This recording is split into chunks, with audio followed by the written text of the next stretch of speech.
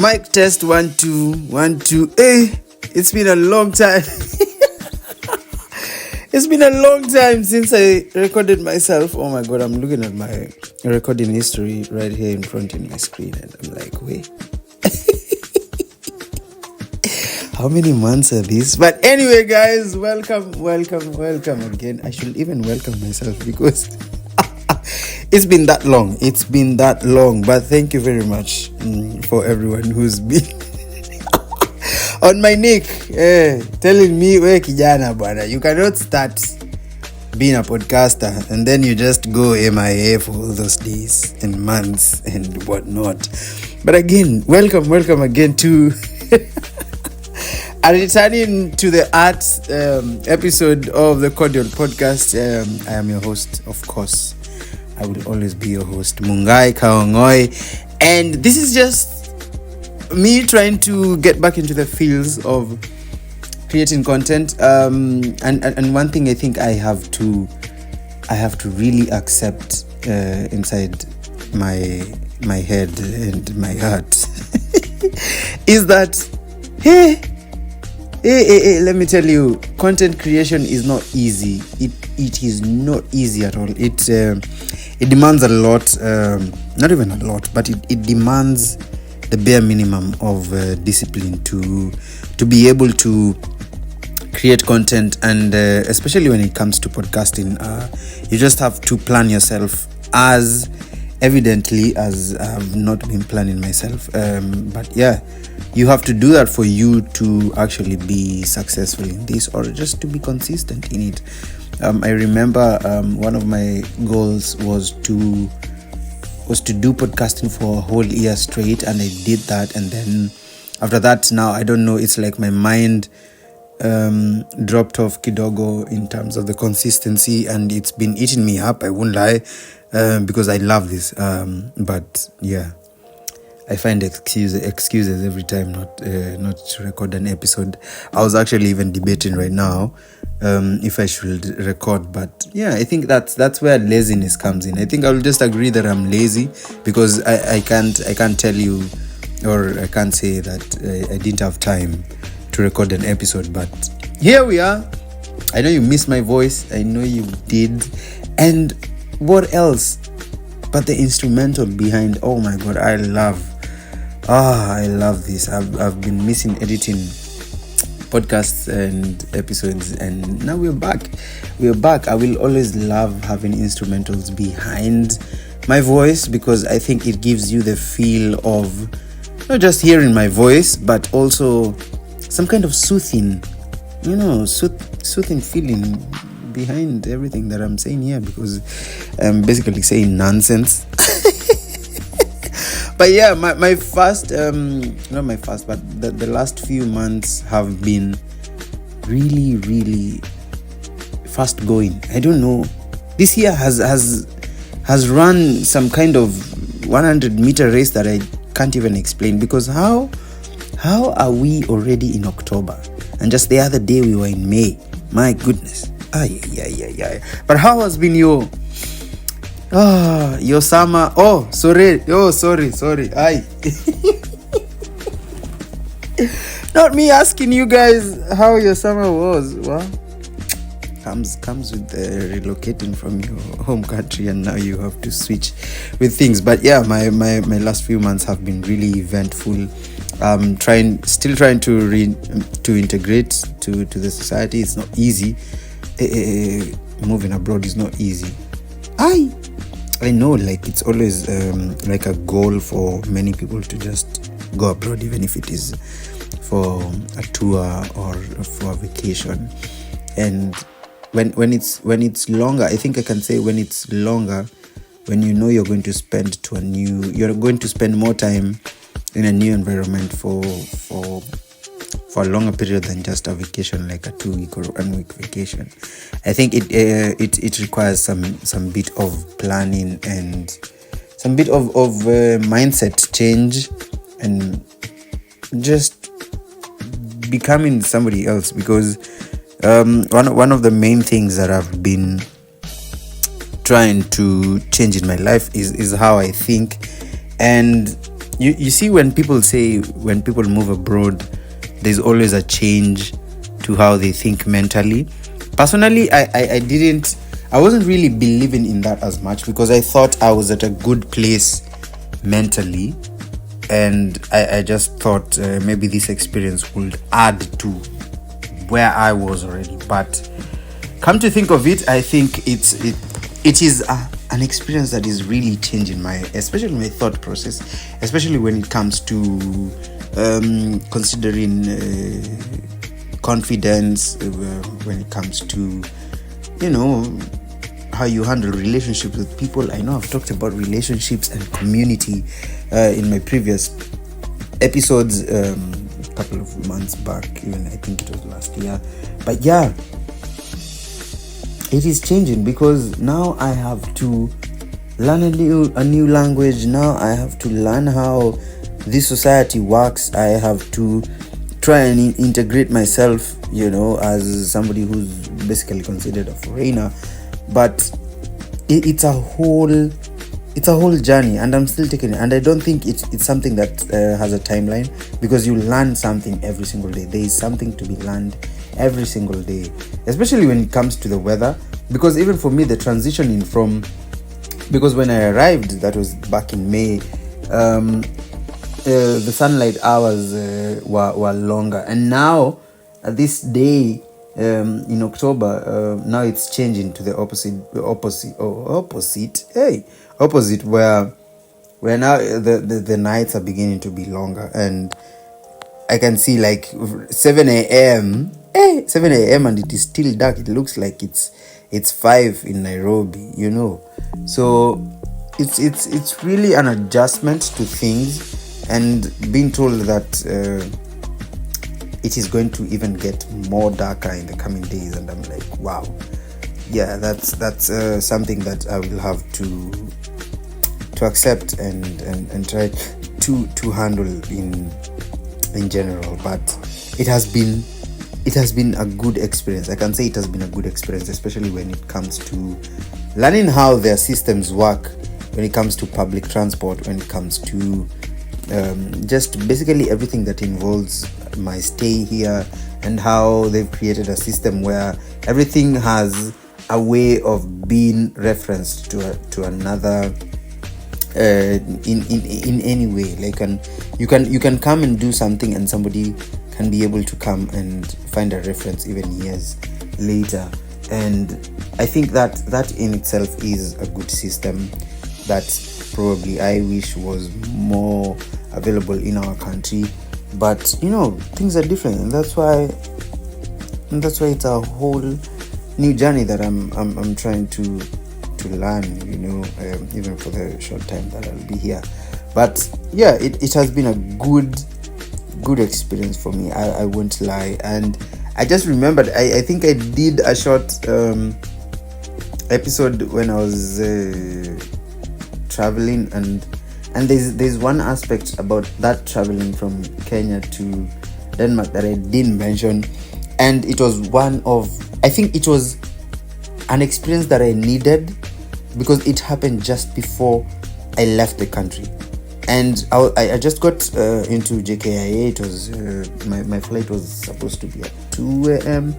And so at 1, when I was getting my bags checked and going from this desk to the other, I went to this particular desk where they look at your ticket, and then they show you where you need to go to so that you get checked again. So just before the Kwaheri Kenya, what do you call it, entrance, or should you exit? So basically, so I go to this desk, and there's this young lady and a young gentleman, and I'm like, oh, people are working night shift here. Wow, must be an experience. So I'm like, hey guys, I've been told to pass through this gate. Is this the right place, or am I supposed to go to another place? And they're like, yeah. And this is the Kenyan desk where we look at your passport and to ensure that everything is fine.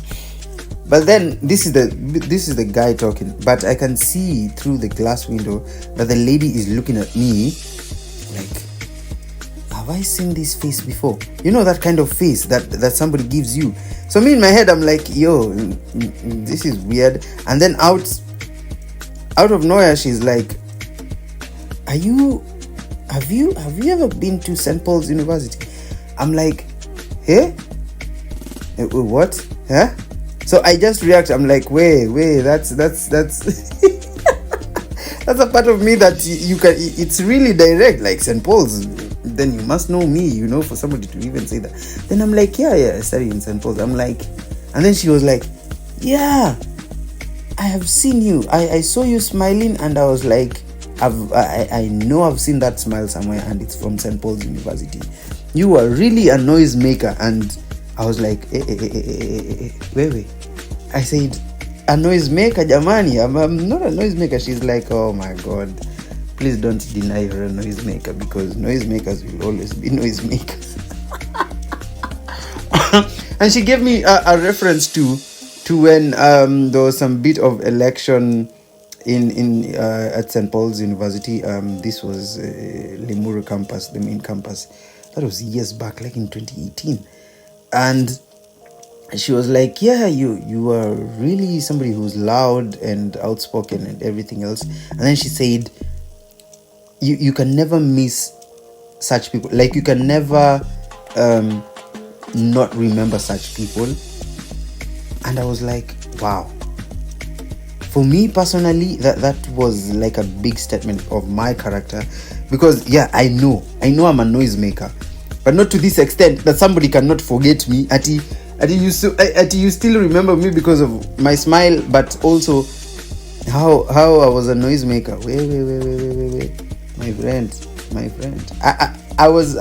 I think something was trying to lie to me that I should take it negatively, that I'm a noisemaker, but no, I decided to say no. Actually, that is a good compliment, you know. And I was there laughing. I was like, oh my God, yeah, I'm a noisemaker, and wow, that's crazy. But I still look at this lady's face and I'm like, bro, I've never seen this lady before, or even back in my time at St. Paul's University. I don't remember seeing you at all. I'm like, so I apologize. I'm like, yo, I don't even think we ever interact. She's like, no. I was just seeing you when you're going to class, you know, all those. But like you're what is that English word? Unmissable, you know, character. And I was like, yo, there are people who will say they know me, but we've never interacted. Like they can tell you a very intimate or a very big aspect of your life and character just by them experiencing you and that experience not being a person to person experience. And it's crazy to me, but also having that kind of experience at the airport when you're leaving to try out, you know, a new life and relocating and all those things. I think it was really a good way to just send me out of Kenya, because that I think that was the last physical Kenyan experience I had before leaving the country. And I was so happy. I remember even when I was getting checked my bags, I couldn't stop smiling. I was like, that's a really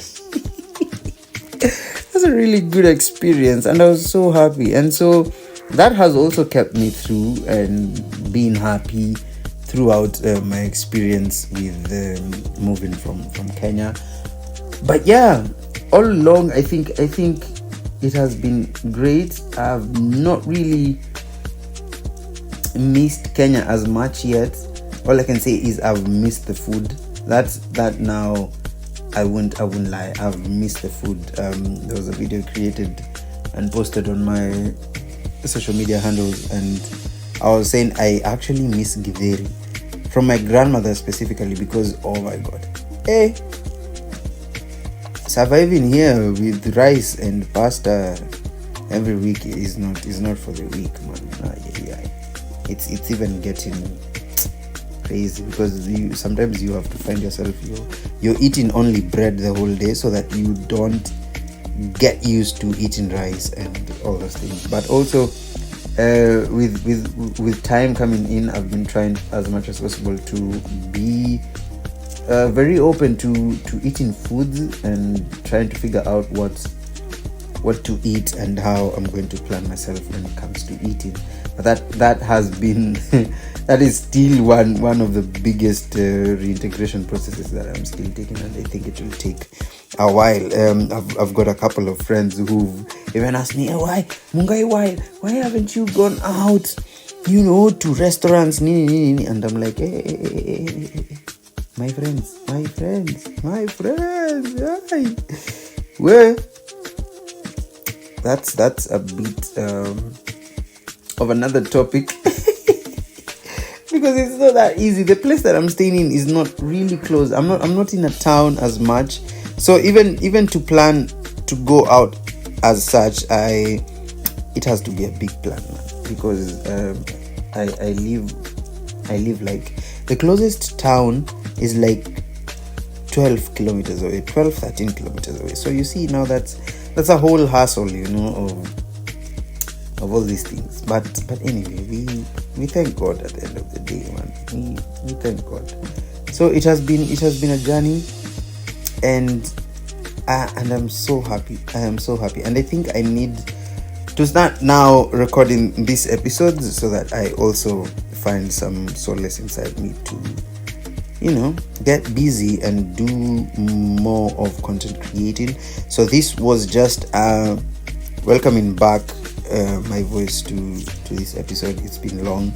I've been telling a couple of people that I've been meeting, especially Kenyans, that I have a podcast, and I always feel embarrassed when I'm saying that, because I'm like, yeah, I have a podcast, but I'm not consistent with it. I'm not that of a good content creator, because in my head I have all these ideas of doing this and this and this, but I don't get to do them, and it's laziness. That I won't lie. I won't come here and say that it's imposter syndrome or no. It's pure laziness. Unakuja, unatoka kazi, you come, you take your shower and you sleep.